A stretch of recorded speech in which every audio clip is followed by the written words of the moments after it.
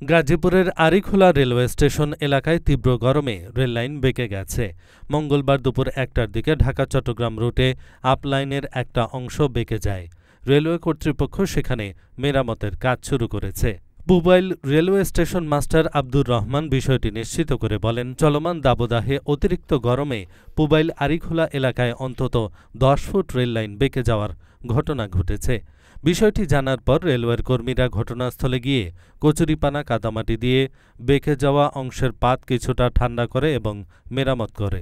মেরামতের পর ওই জায়গা পার হয়ে দুটি ট্রেন গন্তব্যে পৌঁছে গেছে এবং ডাবল লাইনের অন্য একটি লাইন দিয়ে ট্রেন চলাচল স্বাভাবিক রয়েছে বলে জানান স্টেশন মাস্টার।